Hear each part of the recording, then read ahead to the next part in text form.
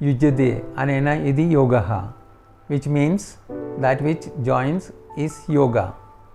Man is a social being. He should effectively interact with the outer world. However, there is an inner world that can think, reflect, and imagine the purpose of life. Ashtanga Yoga addresses both these two aspects and aim to create harmony in the inner and outer world. Hello everyone, I am Sivadasan. Welcome to my channel Maanasam. In my last few videos, I was talking about yoga and Yoga Sutra of Sage Patanjali.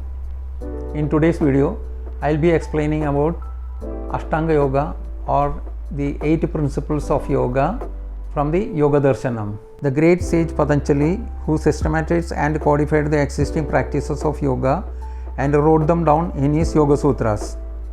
He started his Yoga Sutra with the following first verse in the first chapter.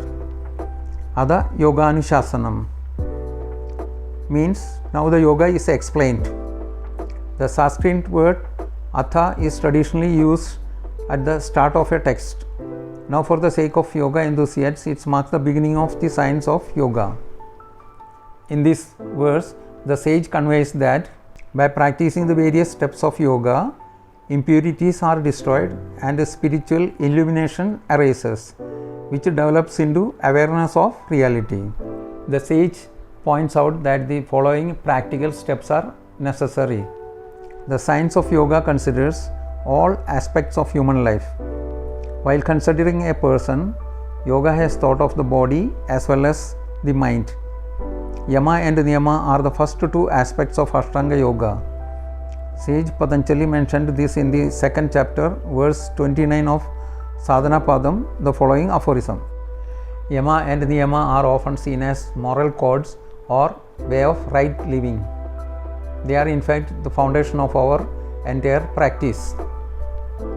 Yama, the first limb of yoga, is a code of conduct designed to instill ethical behavior. In the Yoga Sutra, Patanjali names 5 actions which must be controlled if we wish to work towards the right direction.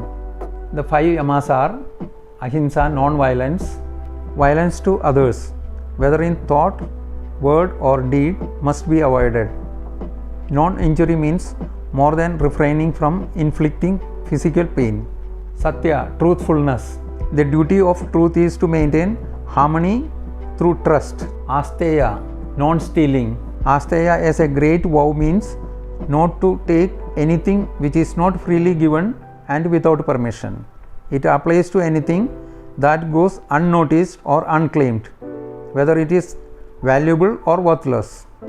This vow of non-stealing applies to action, speech and thought. Brahmacharya, celibacy. Brahmacharya is when a person completely controls his body and mind through ascetic means. The mind should not engage in evil deeds with worldly thoughts, but should behave in accordance with higher ideals and values. Aparigraha, non-greed or non-attachment. The virtue of aparigraha helps us to learn to take only what is truly necessary and no more. One should not try to keep or try to possess anything beyond the very necessities of life or that which is required immediately. The niyamas are observances which cultivate positive qualities. They involve purification, stillness of the mind, self-discipline, inquiry into the nature of the self, and surrendering the personal will or ego. Sauchya, physical and mental purity, cleanliness, both internal and external, and mental purification help to turn the mind towards the divine. Santosha, from contentment comes supreme happiness. When the mind is stilled and contented, happiness is automatic. Tapa, austerities, penance, etc. Using what is necessary for existence. The destruction of impurities through austerities brings about powers to the body and senses. Swadhyaya, self-study. Through study that leads to knowledge of the self comes union with the desired deity, that is Ishta Devata. Ishvara Pranidhana, complete surrender to God. Transcendence can only be achieved by surrendering one's will, ego and life to God. The asanas should be steady and comfortable. In the Yoga Sutras, this is described by Sage Patanjali as Tirasukhamasanam in chapter 2 verse 46. The posture of yoga meditation should be steady, stable and comfortable. Yogi poses are designed for maintaining optimum health of the body and preparing the body for higher practices. It improves strength, flexibility, stability and balance of the body. Pranayama literally means breath control. It is a yoga practice that focuses on breathing. Prana in Sanskrit means vital life force and yama means to gain control. The aim of practicing pranayama is to stimulate, regulate and harmonize vital energy of the body. Pranayama practice makes the mind fit for dharana.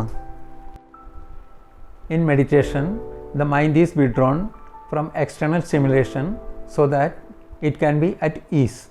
Pratyahara, the fifth limb of yoga, involves the same thing with the senses. Whatever objects are agitating to the senses are simply eliminated from sensory contact. Withdrawal of senses from their objects is pratyahara, like a tortoise withdraws limbs into the shell. Dharana is fixing the mind on one object. It deals with the concentration of the mind on an internal object. It is the beginning state of all internal visualization techniques. This is the first stage of meditation where one learns to keep wandering mind on one object. Dhyana is continuous flow of thoughts towards that object. In meditation, the mind is not distracted but holds steadily to the object of concentration. No other thoughts enter the mind. The eighth and final stage of yoga is Samadhi. Samadhi is a merging of the mind into the essence of the object of meditation. Nothing exists but that pure awareness. Samadhi or the super conscious state is when the practitioner goes beyond the senses of individuality through the process of meditation and eventually experiences the cosmic consciousness. These are the stages of Ashtanga Yoga or 8 principles by Sage Patanjali. The next principle is Samyama, is the practice of these 3, that is Dharana, Dhyana and Samadhi together. When concentration, meditation and Samadhi flow in an unbroken sequence on one object, the process is called Samyama. The ability to practice Samyama comes from the years of practice and purification. The third limb of asana is only one of the stages of yoga. Most of the aspirants who practice yoga ignore all the other 7 principles and practice asana only. It is important to note that all the 8 principles of yoga are important. The practice of all the stages together brings a good deal of permanent benefits. Thus, yoga can be considered as a scientific method to explore full potential of a human being. It not only harmonizes one's interaction with the outer world, but also balances our inner world, resulting in peace of mind and awareness.